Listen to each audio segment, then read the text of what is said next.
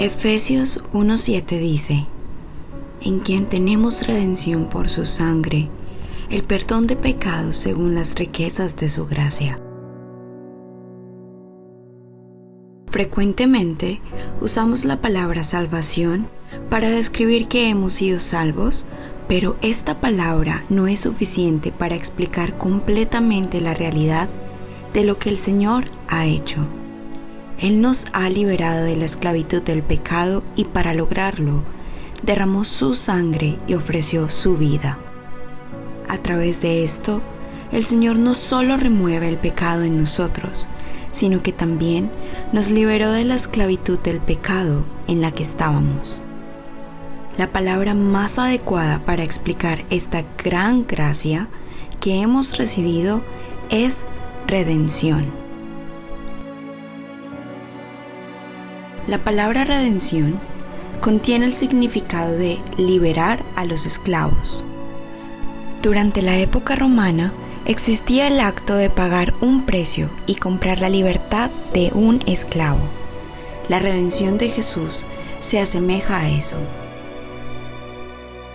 El hombre vivía como un esclavo del pecado siendo conducido por él y finalmente tenía que enfrentar el castigo que el pecado trae consigo. Sin embargo, Jesús pagó el precio de nuestros pecados con su sangre, por lo que nos liberó de la responsabilidad, la condenación, la esclavitud y el castigo causado por el pecado. En el Nuevo Testamento, la palabra redención no siempre incluía el significado de liberar a los esclavos. Por lo tanto, Efesios 1:7 enfatiza la naturaleza de la redención al destacar que viene a través de la sangre de Cristo. El resultado de la redención es el perdón de los pecados. El gran impacto que experimenta una persona que anhelaba sinceramente la salvación al encontrarse con el Señor proviene del perdón de pecados. En griego, la palabra perdón tiene el significado de enviar lejos, lo cual se relaciona con la práctica del día de la expiación, donde los israelitas transferían sus pecados a un cordero y lo enviaban al desierto para que el cordero que llevaba los pecados no pudiera volver.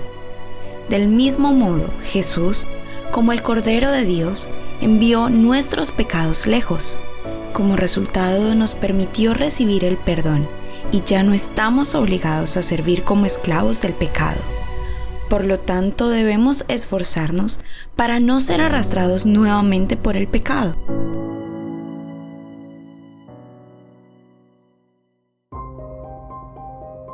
El impacto de ser perdonados del pecado es mayor cuanto más fuerte sea el anhelo que tengamos por la salvación. Por lo tanto, para tener ese anhelo por la salvación, se deben cumplir 3 puntos importantes. Primero, debemos tener un claro entendimiento de nuestra naturaleza pecaminosa. Segundo, necesitamos reconocer lo vano que es la vida en el mundo y experimentar desesperanza en cambio de conformarnos con los caminos del mundo. Tercero, debemos tener la esperanza de reconciliarnos con Dios y temer el castigo del infierno.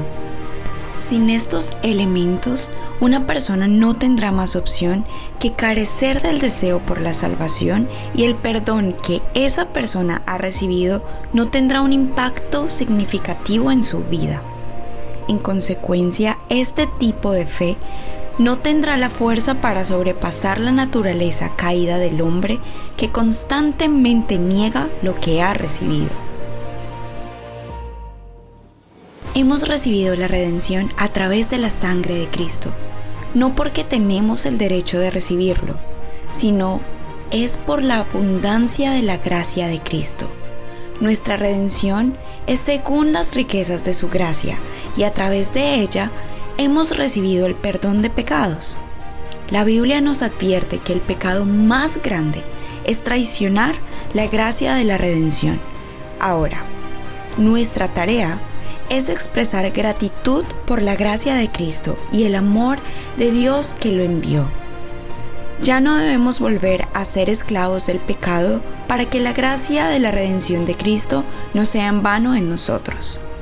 Seamos siervos de la justicia, sostenidos de la mano de Dios al responder a su amor, quien envió a su Hijo por nosotros.